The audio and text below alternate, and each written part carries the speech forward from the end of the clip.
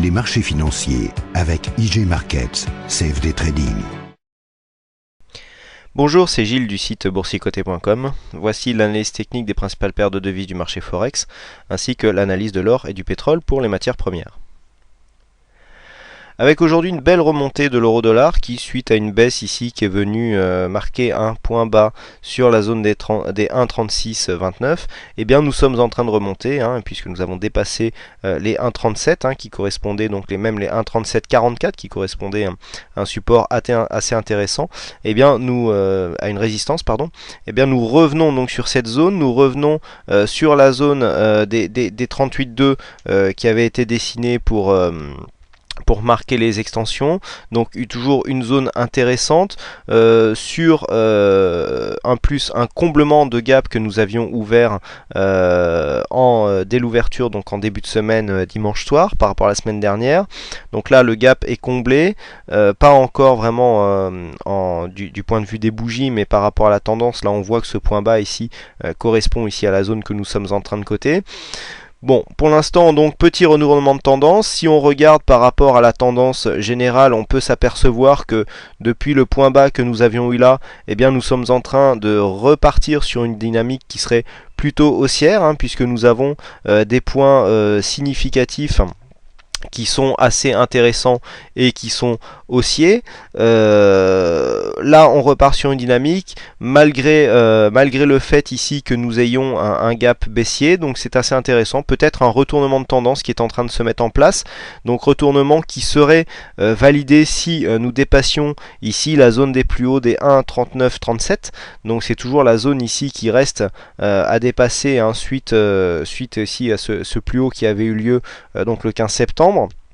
Pour l'instant, on est en train de démarrer une dynamique. On voit qu'au niveau du stochastique, déjà, on était sur une belle dynamique. On était moins mesuré au niveau du MACD, mais là, on repart un petit peu. Les indicateurs nous laissent un petit peu de marge de manœuvre.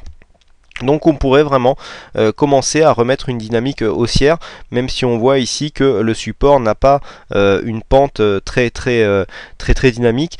Donc bon, pour l'instant reprise, on pourra valider ici un possible retournement de tendance, donc je le répète à 1,3937, et pour l'instant on vient combler ce gap et on tente de repartir ici sur une dynamique. Vous voyez comment depuis quand même dimanche soir, eh bien on marque des plus bas et des plus hauts, toujours de plus en plus haut, puisque là ce point bas que nous avons ici qui était venu un peu comme un test de l'ancienne résistance qui devenait support, on revient ici chercher un point bas, on remonte, donc on marque un plus haut que la zone précédente, on revient chercher ce support et on revient marquer un plus haut.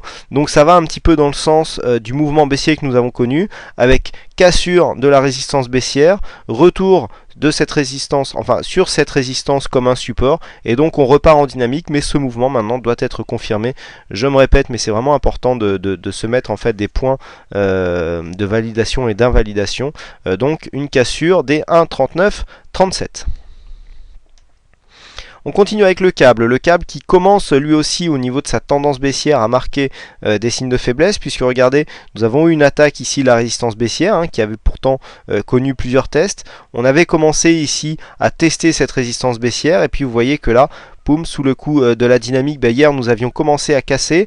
Là on est revenu légèrement, petit accès de faiblesse en début de journée, mais là avec une petite faiblesse du dollar, eh bien on devrait certainement marquer donc une cassure plus conséquente de cette résistance. On voit que les indicateurs sont relativement bien orientés pour nous provoquer une cassure, donc on sortirait très certainement, si la tendance se confirme, eh bien de cette phase baissière qui dure maintenant depuis le mi-août, depuis le 19 août, où nous avions ici marqué un plus haut avec ici une phase de retournement avec un épaule tête-épaule qu'on avait quantifié au niveau de l'objectif.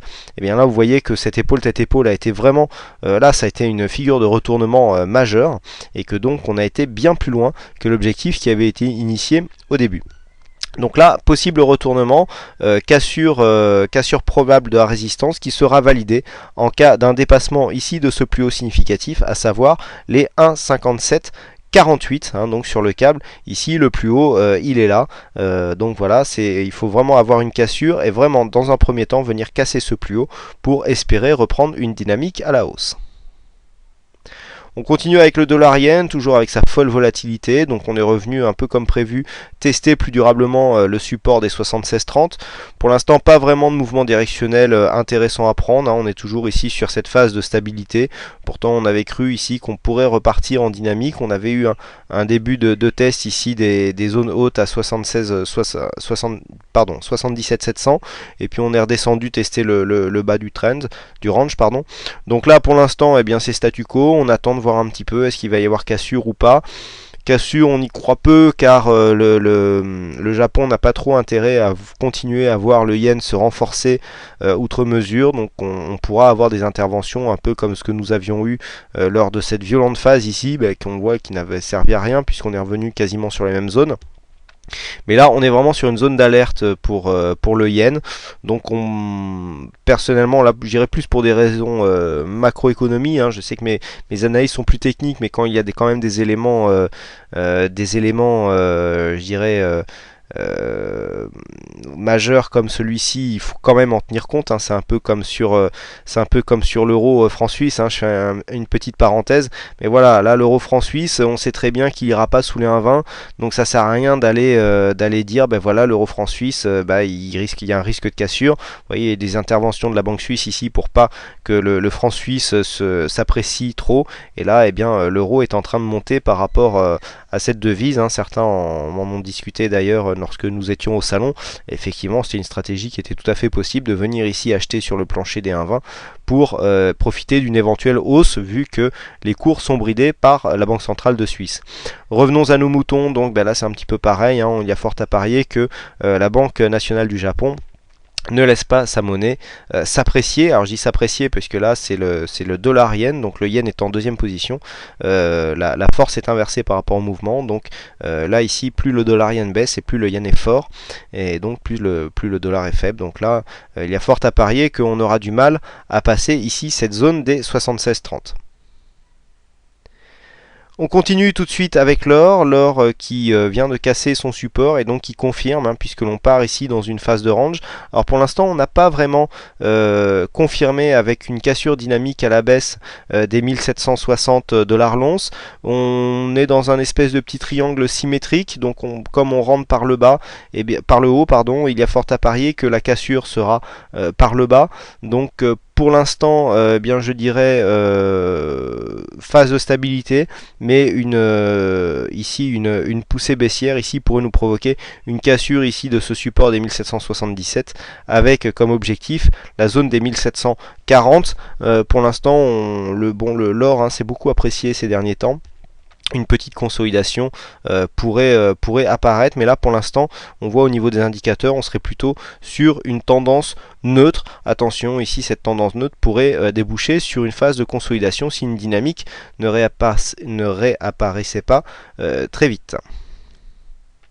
On termine donc par le pétrole, donc le pétrole qui lui aussi est en phase, je dirais, de range en ce moment, puisqu'on a bien des zones techniques qui viennent ici caper à la hausse et à la baisse le pétrole, hein. On est capé aux environs des 90 à la hausse et la zone des 83,50 à la baisse. Donc là on oscille aujourd'hui, on a continué aujourd'hui sur le mouvement qui avait été initié hier, donc une petite montée avec une redescente.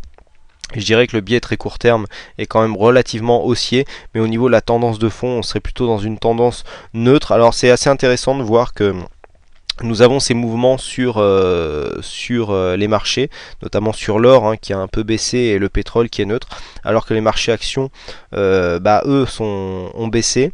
Donc il y a un petit peu une décorrélation, ça sent un petit peu la fin de cycle, puisqu'on avait un cycle très dynamique avec baisse des actifs actions, montée de l'or, baisse du pétrole.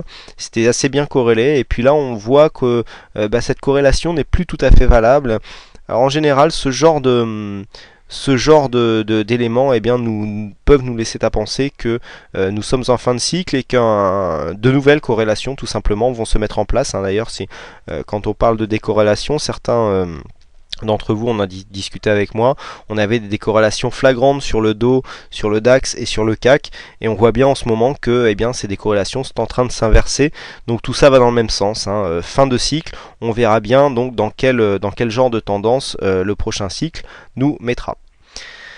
Voilà ce que l'on peut dire donc sur ces principales analyses techniques Forex et matières premières. Il ne me reste plus qu'à vous souhaiter à toutes et à tous une bonne soirée, bonne chance dans votre trade et je vous donne rendez-vous dès demain pour de prochaines analyses. Les marchés financiers avec IG Markets, CFD Trading.